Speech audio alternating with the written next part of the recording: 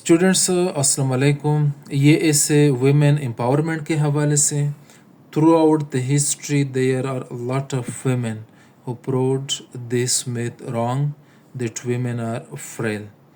इस स्टूडेंट के एक्सप्रेशंस थोड़े से वीक है, इस पे खैर मैं बात नहीं करता। मैं बात करूँगा डेवलपमेंट के ऊपर, आपके नॉलेज के ऊपर, आर्ग्यूमेंट्स के ऊपर या डिस्कोर्स फैक्चुअली डॉक्यूमेंटेड डाटा के ऊपर। स्टूडेंट्स ही और she has tried to discuss Fatima Jinnah और बेगम राना लियाकत अली ख़ान कि इनके क्या कंट्रीब्यूशंस थे पॉलिटिकली, एजुकेशनली, कल्चरली। तो स्टूडेंट्स पैराग्राफ के अंदर व्हेन आई रेड, जब मैंने इसको एवेल्यूएट करना स्टार्ट किया तो इसके अंदर कॉम्प्रिहेंसिव या रिसर्च बेस्ड नॉलेज की कमी थी। It lacked in comprehensive and research based knowledge. अगर आप टॉपिक सेंटेंस में ये कहते कि वेमेन, जो हमारे अर्ली वेमेन पॉलिटिशियंस थे या स्टेट्स वेमेन या जो हमारे लीडर्स थे, इन लोगों ने पाकिस्तानी सोसाइटी को डिफरेंट तरीक़ों से मोबलाइज़ किया, एजुकेट किया, पॉलिटिकली अवेयर किया। इस डिस्कशन, इस डिस्कोर्स के ऊपर इस पैराग्राफ को लिखना था, लेकिन स्टूडेंट्स यहाँ पे स्वीपिंग स्टेटमेंट्स हैं या स्वीपिंग जनरलाइजेशंस है। इसका मतलब ये है कि ये जो डिस्कोर्स है, ये जो डिस्कशन है, जो हम यहाँ पे ये प्रूव करेंगे कि दे कंट्रीब्यूटेड अ ग्रेट डील, ये सिर्फ स्टेटमेंट्स हैं, ठीक है, कोहेरेंट तरीके से नहीं लिखा है, एविडेंस यहाँ पे नहीं है। ये स्टूडेंट्स रीडिंग के बाद आर्टिकल्स भी मैंने कंसल्ट किए डिफरेंट रिसर्च पेपर्स के। इसके अलावा चैट जीपीटी के अंदर भी, गूगल के अंदर भी मैंने चीज़ों को सर्च किया। ये आर्ग्यूमेंट्स मैंने 8 आर्ग्यूमेंट्स लिस्ट किए कि आर्ग्यूमेंट्स फ्रॉम 1 to 8 हैं। ये स्टूडेंट्स बॉडी पैराग्राफ हम कितना लिखते हैं? 100 वर्ड्स लिखते हैं, 110 वर्ड्स लिखते हैं, 120 तक लिखते हैं, 130 तक लिखते हैं। आइडियली अगर आपके पैराग्राफ में 100 तक वर्ड्स हैं और 10 to 14 सेंटेंसेस है बॉडी पैराग्राफ में, तो ये एनफ है, ठीक है स्टूडेंट्स। अब यहाँ पे ये जो पैराग्राफ मैंने एवेल्यूएट किया, इसको मैंने असेस किया, it lacked in factually documented discourse. मतलब ये क्या था? अंडर डेवलप्ड था। ईओडी अंडर डेवलप्ड का मतलब ये है कि इस स्टूडेंट के पास रेलेवेंट रिसर्च बेस्ड नॉलेज नहीं है। स्टूडेंट्स यहाँ पे अगर हम प्रूव करेंगे कि फातिमा जिना और बेगम राना लियाकत अली ख़ान ने during the formative phase of Pakistan contribute किया पॉलिटिकली, इकोनॉमिकली, कल्चरली, तो हम डिस्कशन को इस तरह इनिशिएट करेंगे, mobilization of women in the freedom struggle.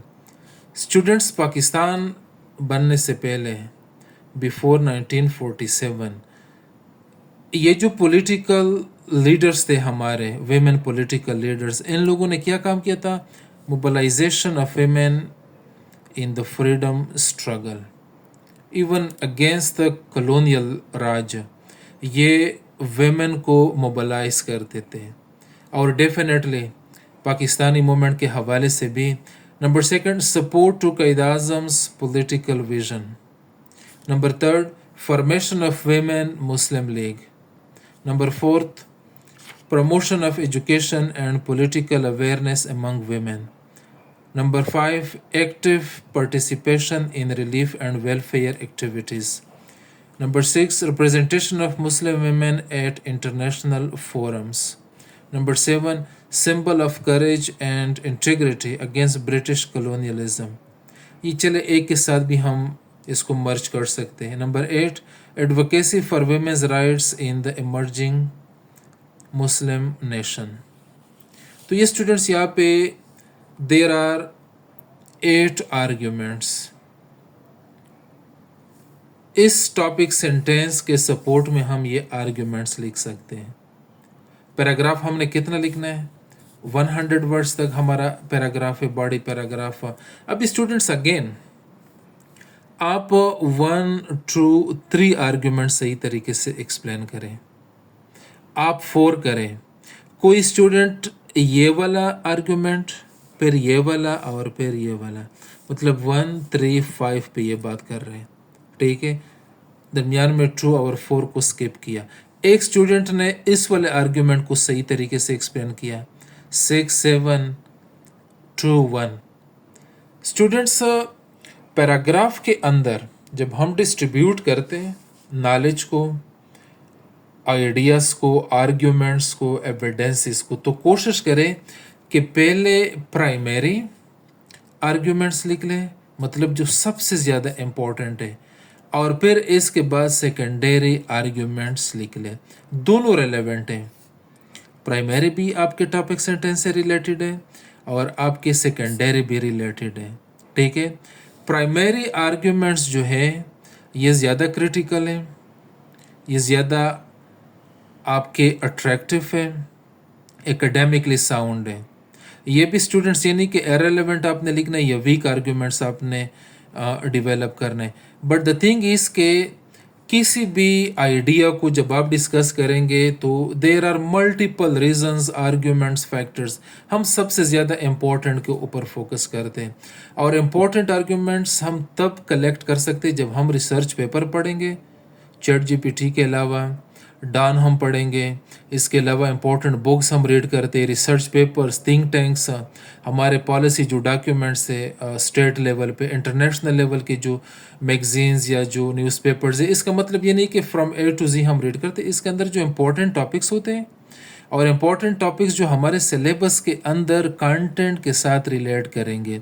Let suppose अगर फॉरेन अफेयर्स में या फॉरेन पॉलिसी में या इकोनॉमिस्ट में पैलेस्टाइन के हवाले से कोई आर्टिकल है तो आप इसको पढ़ लें। अगर लैटिन अमेरिका के हवाले से कोई आर्टिकल है, आप सिर्फ टॉपिक सेंटेंसेस पढ़ लें, इंपॉर्टेंट हेडिंग्स, बाकी पढ़ने की ज़रूरत नहीं है, क्योंकि पैलेस्टाइन हमारा करंट अफेयर्स में भी आता है, ऐसे में भी, पाकिस्तान अफेयर्स में भी, किसी न किसी तरीके से वो हमें हेल्प करेगा। तो स्टूडेंट्स सेलेक्टिव तैयारी करेंगे, और जब भी हम किसी टॉपिक को, ऐसे के टॉपिक को जब हम एक्सप्लेन करते हैं बॉडी पैराग्राफ्स में, तो we need to be very careful, very mindful कि हमारे पास इस पैराग्राफ के अंदर जो की आर्ग्यूमेंट्स है वो हमें याद है, और की आर्ग्यूमेंट्स को फिर हम एक्सप्लेन किस तरह के, सिर्फ आर्ग्यूमेंट्स नहीं स्टूडेंट्स, यहाँ पे ज़रूरी ये है कि हम इस चीज़ को अंडरस्टैंड करें कि नंबर 1 आपके पास आर्ग्यूमेंट्स होने चाहिए पैराग्राफ के अंदर। आर्ग्यूमेंट्स को आप एक्सप्लेन किस तरह करेंगे ये भी ज़रूरी है। आर्ग्यूमेंट्स को आप रिलेट किस तरह करेंगे, कनेक्ट किस तरह करेंगे, कोहेसिव, कोहेरेंट तरीके से के साथ, ऑर्गेनाइज तरीके से। तो ये स्टूडेंट्स ये सारे टेक्निकलिटीज़ हैं, एकेडमिक टेक्निकलिटीज़ है ऐसे राइटिंग के। अभी मैं दूसरा पैराग्राफ शेयर करता हूँ यहाँ पे।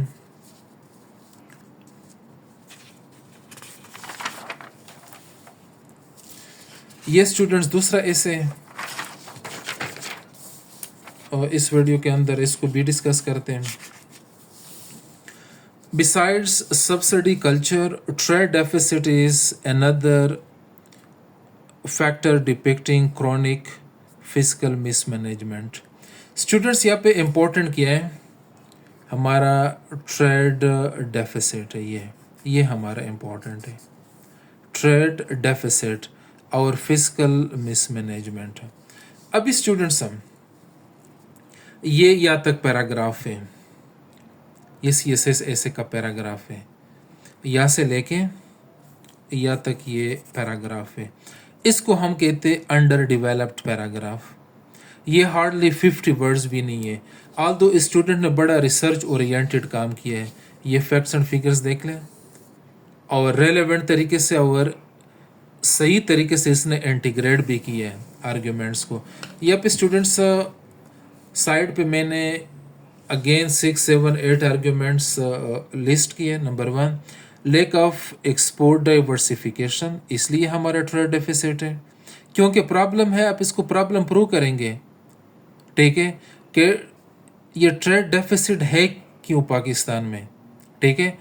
नंबर वन, आप इसको अंडरस्टैंड करें कि ट्रेड डेफिसिट है क्या conceptually from economic perspective. Number second, जब आप इसको प्रूव करेंगे पैराग्राफ के अंदर, तो आपके पास रेलेवेंट की आर्ग्यूमेंट्स होने चाहिए। नंबर वन क्या है ट्रेड डेफिसिट का फैक्टर या reason? Lack of export diversification, हमारा एक्सपोर्ट नहीं है, ठीक है। एक्सपोर्ट आपके फॉरेन एक्सचेंज रिजर्व्स के लिए भी, ठीक है, आपके बैलेंस ऑफ पेमेंट्स के लिए भी, आपकी जीडीपी जीएनपी सब चीज़ों के लिए ज़रूरी है। नंबर सेकंड क्या है? हाई इंपोर्ट डिपेंडेंसी, ठीक है, हम एक्सपोर्ट कम करवाते हैं और इंपोर्ट ज़्यादा करवाते हैं।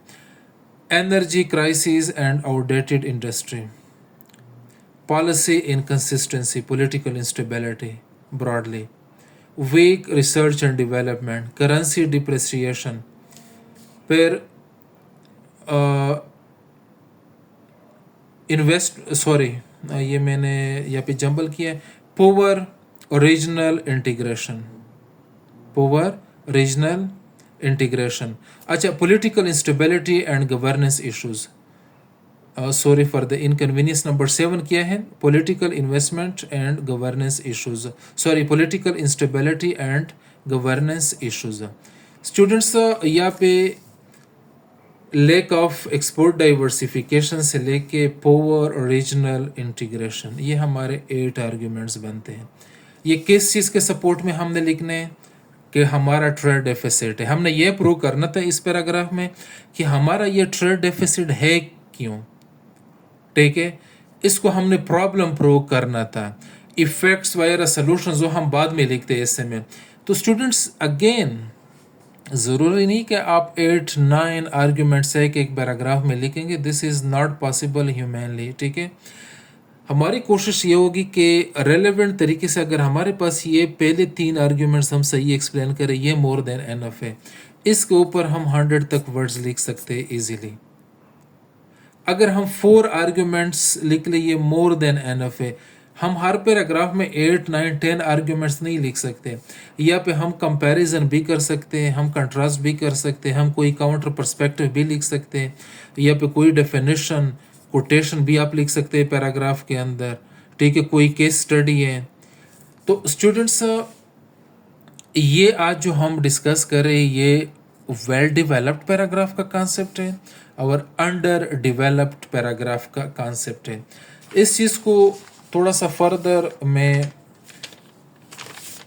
एक्सप्लेन करने की कोशिश करता हूँ। स्टूडेंट्स, आपके ऐसे की जो रिक्वायरमेंट है 3000 वर्ड्स, ठीक है स्टूडेंट्स। इसमें हमारा एक इंट्रोडक्शन है, फिर बॉडी है और फिर कंक्लूजन। इंट्रोडक्शन वैसे 250 से लेके 400 वर्ड्स आप लिख सकते हैं। हर बॉडी पैराग्राफ आइडियली 100 अगर हम अभी से फिक्स करें, और कंक्लूजन आपका 200 से लेके 220 तक लिख सकते हैं। तो स्टूडेंट्स, अगर इंट्रोडक्टरी पैराग्राफ में हमारा 300 तक आ जाए, ये सिंगल पैराग्राफ होता है, और बॉडी पैराग्राफ्स हमारे 18 तक आ जाए और हर में 100 वर्ड्स हम लिख लें, ठीक है। और कंक्लूडिंग पैराग्राफ में हमारे पास 1 पैराग्राफ है, तो इसमें हमारा 200 तक आ जाए। तो स्टूडेंट्स, इजीली 1800, 300 और 200 इजीली हम 23 to 2500 वर्ड्स हम ऐसे में लिख सकते हैं। लेकिन ये प्रैक्टिस अभी से हम ज़्यादा से ज़्यादा करेंगे, और आपने हमारे जो इंट्रोडक्टरी पैराग्राफ में जो कंटेंट है इसको भी डेवलप करेंगे बॉडी पैराग्राफ्स में, कंक्लूजन में। स्टूडेंट्स, ओवरऑल हमारा जो 80% ऑफ द एसे वो आपका बॉडी ऑफ द एसे है। दैट इज़ द रीज़न के मेजॉरिटी स्टूडेंट्स के जो पैराग्राफ्स हैं दे आर अंडर डेवलप्ड। मेरे पास और भी बहुत ज़्यादा पैराग्राफ्स है, लेकिन टाइम कंस्ट्रेंट की वजह से अभी मैं इसके ऊपर बात नहीं कर सकता। इंशाल्लाह नेक्स्ट वीडियोस के अंदर ऐसे के बाकी जो एस्पेक्ट्स है कंक्लूजन से रिलेटेड, कोटेशन, इंट्रोडक्शन, जितने भी टेक्निकलिटीज़ है, इंशाल्लाह 1 by 1 I am going to explain.